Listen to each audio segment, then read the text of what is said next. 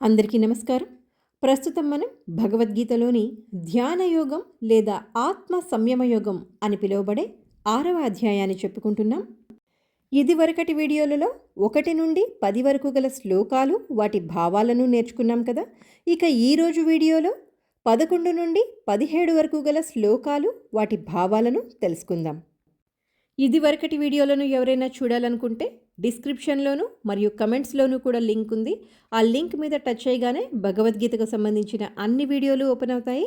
అందులో మీకు ఏ అధ్యాయం కావాలంటే ఆ అధ్యాయం మీద టచ్ చేసి, పార్ట్స్ కావాలంటే పార్ట్స్ని, కంప్లీట్ అధ్యాయం కావాలంటే కంప్లీట్ అధ్యాయాన్ని కూడా వినగలరు.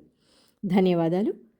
ఈ 11 నుండి 17 వరకు గల శ్లోకాలలో ధ్యానం చేసే పద్ధతిని శ్రీకృష్ణ పరమాత్మ వివరించడం జరిగింది. అది ఎలాగో ఇప్పుడు మనం కూడా తెలుసుకుందాం. ఓం శ్రీకృష్ణ పరమాత్మనే నమః. హరే కృష్ణ హరే కృష్ణ కృష్ణ కృష్ణ హరే హరే. జై శ్రీకృష్ణ. ఇప్పుడు మనం 6వ అధ్యాయంలోని 11, 12 శ్లోకాలు, వాటి భావాలను చెప్పుకుందాం. సుబౌ దేశే ప్రతిష్టాప్య స్థిరమాసనమాత్మనః నాత్యుచ్ఛ్రితం నాతినీచం చైలాజినకుశోత్తరం. సుబౌ దేశే ప్రతిష్టాప్య స్థిరమాసనమాత్మనః నాత్యుచ్ఛ్రితం నాతినీచం చైలాజినకుశోత్తరం. ఇప్పుడు 12వ శ్లోకం చెప్పుకుందాం. తత్రైకాగ్రం మనః కృత్వా యత చిత్తేంద్రియక్రియః ఉపవిశ్యాసనే యుంజాత్ యోగమాత్మవిశుద్ధయే. తత్రైకాగ్రం మనః కృత్వా యత చిత్తేంద్రియక్రియః ఉపవిశ్యాసనే యుంజాత్ యోగమాత్మవిశుద్ధయే.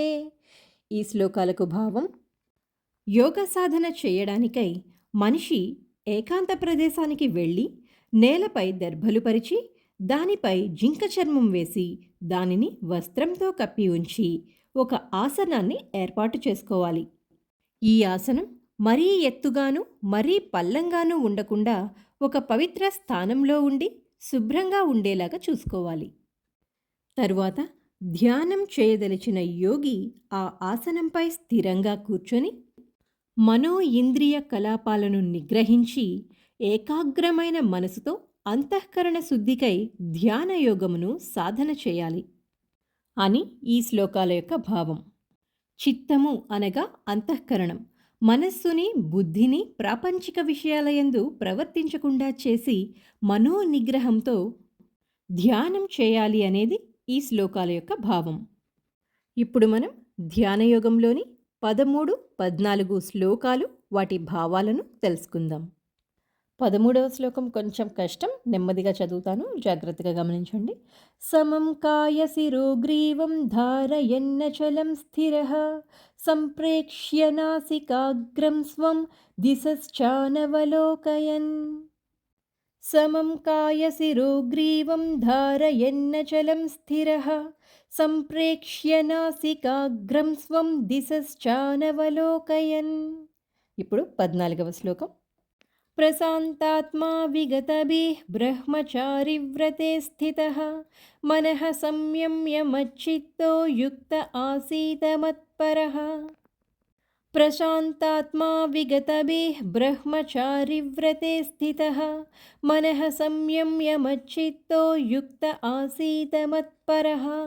ఈ శ్లోకాలకు భావం: ఒకే సరళ రేఖలో లేదా ఒకే క్రమంలో ఉంచి కళ్ళను అటూ ఇటూ తిప్పకుండా 2 కనుబొమ్మల మధ్య లేదా నాసికాగ్రం మీద దృష్టిని కేంద్రీకరించాలి. మోకాళ్ళ నొప్పులున్నవారు కుర్చీలో అయినా సరే కూర్చొని ధ్యానం చేయొచ్చు, కానీ తప్పకుండా నిటారుగా నిశ్చలంగా కూర్చొని మాత్రమే ధ్యానం చేయాలి. ఈ విధంగా చూపుని ముక్కు కొనపై కేంద్రీకరించి ప్రశాంతతతో, భయం లేకుండా, నిశ్చలమైన మనసుతో భగవంతుడే పరమ లక్ష్యంగా ధ్యానం చేయాలి అని శ్రీకృష్ణ పరమాత్మ బోధించారు. ఇప్పుడు 6వ అధ్యాయంలోని 15వ శ్లోకం మరియు భావం తెలుసుకుందాం. యుంజన్నేవం సదాత్మానం యోగి నియతమానసః శాంతిం నిర్వాణ పరమాం మత్సంస్థామధిగచ్చతి. యుంజన్నేవం సదాత్మానం యోగి నియతమానసః శాంతిం నిర్వాణ పరమాం మత్సంస్థామధిగచ్చతి. ఈ శ్లోకానికి భావం: ఈ విధంగా దేహము, మనస్సు, కర్మలను నిరంతరం అదుపు చేయడాన్ని సాధన చేసిన యోగి నియంత్రిత మనసు కలవాడై భౌతిక అస్తిత్వాన్ని ఆపివేయడం ద్వారా భగవద్రాజ్యాన్ని అంటే పరమశాంతిని పొందుతాడు అని భావం. 16వ శ్లోకం. ఇక్కడ 2వ లైన్లో చిన్న తప్పు పడింది. నచాతి స్వప్నశీలస్య, స్వప్పశీలస్య అని పడింది. పా కింద నావత్తు గమనించగలరు. నాత్యస్నతస్తు యోగోస్తి నచైకాంతమనస్నతః నచాతి స్వప్నశీలస్య జాగ్రతో నైవ చార్జున. నాత్యస్నతస్తు యోగోస్తి నచైకాంతమనస్నతః నచాతి స్వప్నశీలస్య జాగ్రతో నైవ చార్జున. ఈ శ్లోకానికి భావం: అర్జున, అతి ఎక్కువగా తినేవారికి లేదా అతి తక్కువగా తినేవారికి, అతిగా నిద్రపోయేవారికి లేదా తగినంత నిద్ర లేనివారికి యోగిగా అయ్యే అవకాశం లేదు. వారికి యోగసిద్ధి కలుగదు, వారు యోగంలో విజయం సాధించలేరు అంటూ శ్రీకృష్ణ పరమాత్మ ఉపదేశించారు. 17వ శ్లోకం.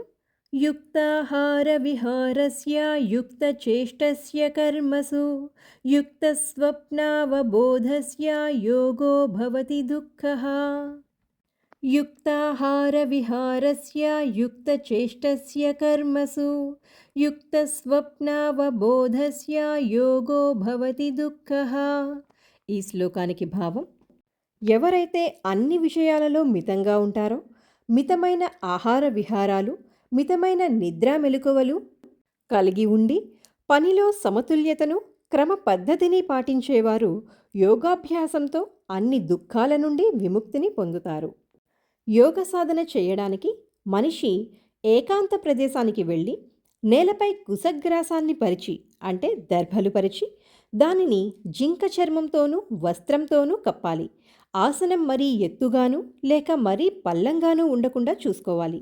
ఆసనం ఒక పవిత్ర స్థానంలో ఉండేలాగా చూసుకొని తరువాత యోగి దానిపై స్థిరంగా కూర్చొని మనో ఇంద్రియ కార్యకలాపాలను నిగ్రహించి మనస్సును ఏకాగ్రపరిచి హృదయ శుద్ధి కోసం యోగ సాధన చేయాలి. ధ్యానం చేయడానికి మనస్సును పరిశుద్ధంగా ఉంచుకోవడానికి ప్రయత్నించాలి.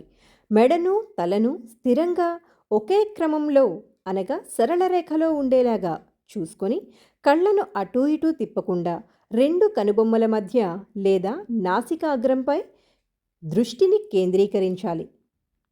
మనస్సుని భగవంతునిపై నిలిపి ఉంచి ధ్యానం చేయాలి. ఈ విధంగా ప్రశాంతతతో, భయం లేకుండా నిశ్చలమైన మనస్సుతో భగవంతుడే పరమ లక్ష్యంగా ధ్యానం చేయాలి. ఈ విధంగా దేహము, మనస్సు, కర్మలను నిరంతరం అదుపు చేయడాన్ని సాధన చేసిన యోగి నియంత్రిత మనసు కలవాడై భౌతిక అస్తిత్వాన్ని ఆపివేయడం ద్వారా భగవద్రాజ్యాన్ని అంటే పరమ ఆనందాన్ని పొందుతాడు. అర్జున, అతిగా తినేవారికి లేదా అతి తక్కువ తినేవారికి, అతిగా నిద్రపోయేవారికి లేదా తగినంత నిద్ర లేనివారికి యోగిగా అయ్యే అవకాశం లేదు. వారికి ఈ యోగసిద్ధి కలుగదు, వారు యోగంలో విజయం సాధించలేరు. కానీ ఎవరైతే అన్ని విషయాలలోనూ మితంగా ఉంటారో, మితమైన ఆహార విహారాలు, మితమైన నిద్రా మెలకువలు, ఉచితమైన మోతాదులో కార్యాచరణములు పాటించువారికి అంటే పనిలో సమతుల్యత పాటించేవారికి, నిద్రలో క్రమ పద్ధతిని పాటించేవారికి అని అర్థం. ఇలాంటి వారు యోగాభ్యాసంలో అన్ని దుఃఖాల నుండి విముక్తిని పొందుతారు అంటూ శ్రీకృష్ణ పరమాత్మ 11 నుండి 17వ శ్లోకం వరకు ధ్యానం చేసే పద్ధతిని అద్భుతంగా వివరించారు.